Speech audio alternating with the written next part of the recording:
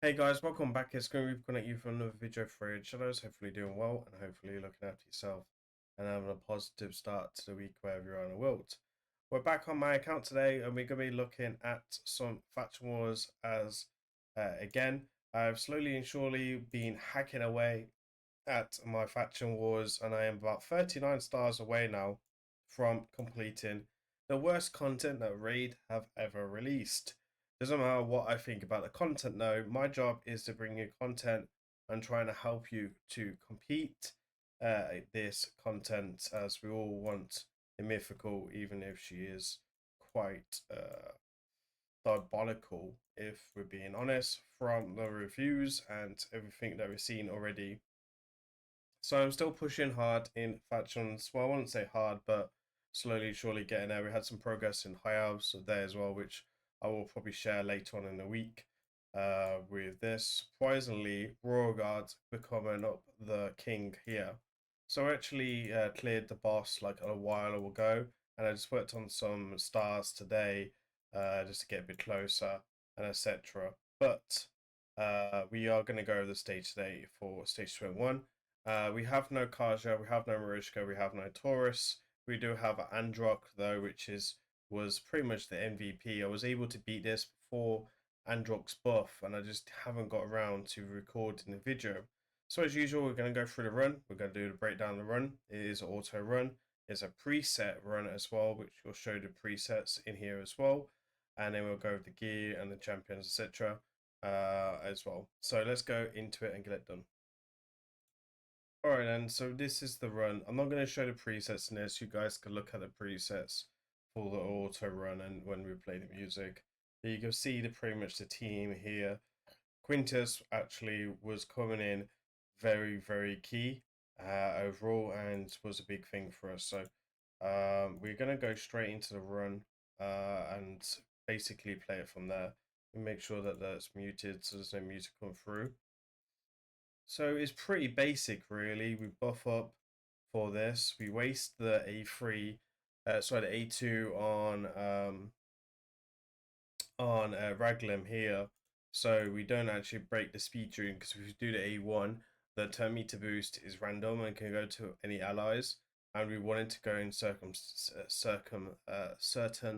sequence. So for example, I want Androck to go first. I want um, Raglin to go second, and then we want the Stag Knight, and then we want the Dragon, and then we want Quintus last, right? In that order. We wanted to go in that order because obviously it makes sense, right? So, etc. So we have the defense down here and weaken, going out. So defense down and the decrease attack, which will allow us to do more damage.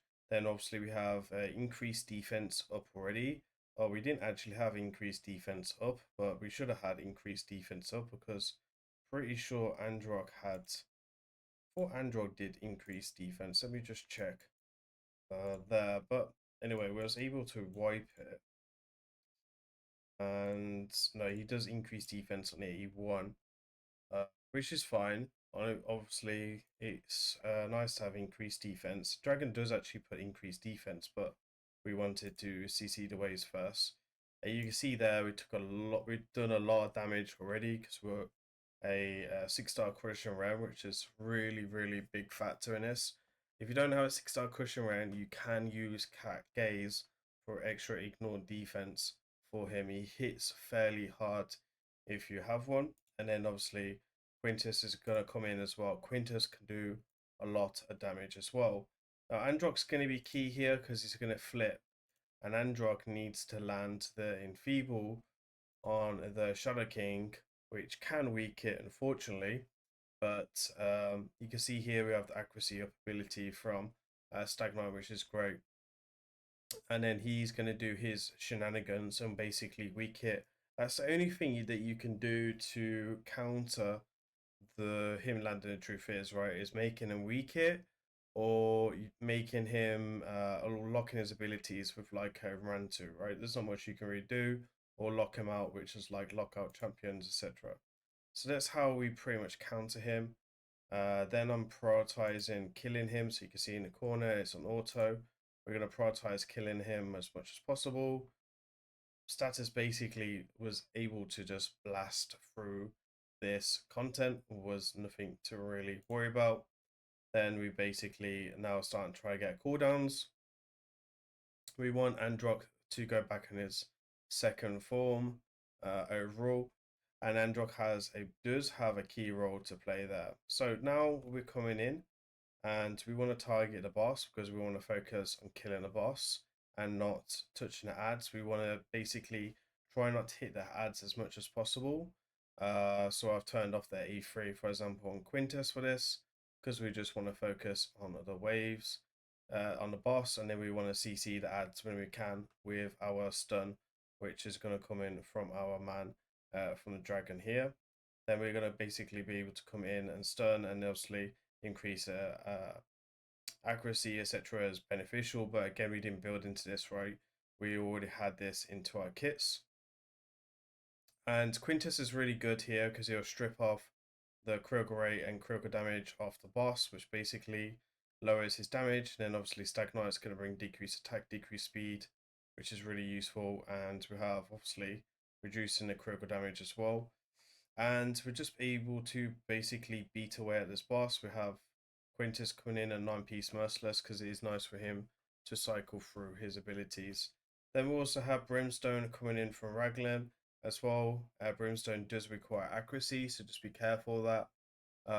And that was just a beneficial damage bonus, I guess is the word for that, because like if you can bring a 5-star or 6-star Brimstone, it's quite useful against some of the bosses who can't be cleansed. Obviously, because of Androck in here, we don't need resistance, and it can't really CC us, so that's going to be the way we want it to work here. I would definitely take Life Trinket on your Nukas as well, because that does definitely help for damage and healing.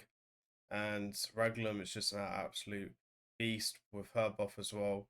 Again, I actually beat this before Androck, or before we got 6-star Blessing, and before we got the buffs of Androck and Raglan. So it was really, really useful. It just got easier, a lot easier with the buffs and with the Blessing overall. And it was quite doable in the end. So you can see we do this quite well overall. We will now play the full run on auto, and then I'll let you guys see the presets, etc. Enjoy the music, and we'll come back after this.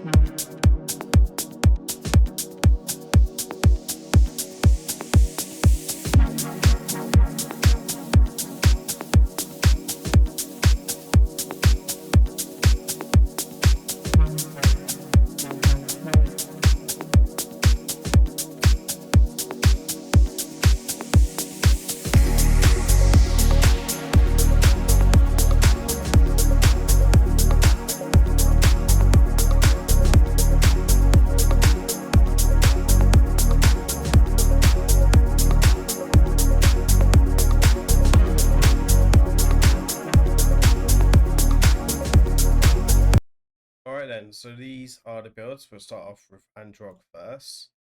Androck's gonna come in, so obviously we have a max Great Hall. We're gonna mainly look at its form 1. Let me go ahead and move myself here.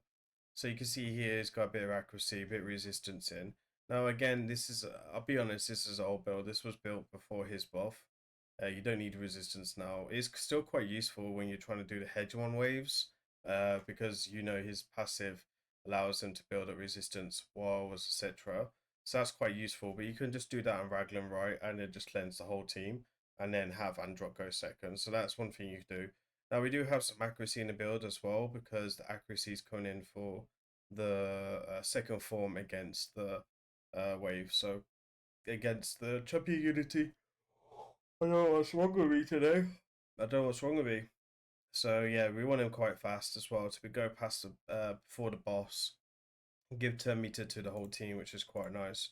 But again, this build was done before his buff, so I can actually probably make this better in future. And then you can see here. So let me show you this one as well. This isn't actually booked, so it can be a little bit RNG for me, but he does get a bit more accuracy there. So we actually had, for faction wars, we do need a bit more accuracy, because you used to have the accuracy death, what's it called, molten death belt, right, coming in as well. So we used to have close to 400, but now plus the 20% ignore resistance, but now it's kind of working a bit different. And he's built as well for Titus, so he's got this ability here, because we use him in Titus and Chimera. So I need him to have like more critical damage with people. There was one factor I was going to say. So since his buff, he had one rework here. So increase of his accuracy by 10 for each buff on them. So if you can stack up a few buffs, that could definitely be a way to go as well. So there's a little RNG with that. And then these are the masteries as well. Get Eagle Eye just for disability. And nothing else really to worry about. I need to go get a coffee after this, I guess. We got a booster set here on Raglan. We want to focus on resistance because we do want it to cleanse. And then we have the impulse set, which is useful, etc., etc. So she does have resistance because, again, because of the hegemons, you can actually change this now with Androck. If you know if Androck's going to go first against a boss, against the hegemons, it's quite useful. Good speed, good defense, good HP across the board. And then no relic needed on her. Again, you can use other relics if you need more resistance. Like, for example, this one, I have about 4 on my account now, which is great. And then obviously I went with Brimstone, but there is probably other factions, other things that you can use as well. For me, Brimstone was just an extra way of getting some damage in overall. So these are the masteries for her as well. Pretty basic build, not nothing too god tier. Then we have a Savage build here with Dragonbane, which, you know, was again a very basic build. Coming in with 6,000 defense, which is not crazy. We got 326 speed. We got 343 critical damage and 480 accuracy. Again, resistance not really needed. We want reasonable HP as well. You could definitely go with like a Merciless and Z set to increase your damage if you want. We got a little level 3 relic there to help cushion rem for damage. And then for the masteries, be careful with this mastery. You don't want to take this mastery or fuck up your speed tune. I had spent extra gems today to reset this mastery just so I can start doing other waves, etc. It wasn't really a problem for me, but that was one thing that was quite a little annoying, so I had to reset that. Haven't tested Mikey in any of the content yet, but he's got a few use, I guess, that you could definitely kind of use. And then we have Quintus, right? Quintus with me is going to be a Heaven Cast. For that, he can also bring defense down against the boss. So for me, we want him to be quite a bit of big damage. So we've got 6,800 attack. He does bring his own increased attack, which is great. 299 speed, and then we've got 363 critical damage, and etc. Now, if you don't have Dragonbane, Quintus for me is definitely a must use unless you have like a Taurus and Marishka. We have a Malefic tank here, but again, Cat Gaze could be used on him to get the 3 stars, And then after you've got the 3 stars, you don't need to worry about that again. So you could just go with like a rare relic, or maybe a relic where he can rip off buffs off himself to increase his damage as well. There's a few options there you could use. I really like 9 Peace Masters, and I think super strong. And then we have Stag Knight. So Stag Knight's going to come in and bolster set as well. You don't need 2 bolster sets, but it was quite useful against the Hegemon wave when you're trying to keep your health a certain way. So again, we want good speed, good defense, good HP, good accuracy. We just ended up, it's just a bit accidental that we ended up that resistance. It's not really required. And he does the job down to T, which is really, really good news for me as well. Phantom Touch, I guess, is it's probably better to go Cruelty, to be honest. It's a shame we can't go Brimstone. These are the masteries as well that we just use in P vs E. Or when I'm doing videos, sometimes he might feature in a video if we're doing a showcase for like Finite or something like that. And that is about it for all them. Really, really strong team. Um, Personally, if you're looking for a few shout outs, Ursula is a great option as well. If you don't have a Raglim, or if you don't want to book a Raglim, I can kind of understand that. Kadra as well is good. I don't have Kadra in my account. And obviously Marishka is crazy. You could use him in Stag Knight's replacement if you want a bit more CC in your waves, because Quintus does bring defense down for the boss, which is going to be super, super, super MVP to do against that.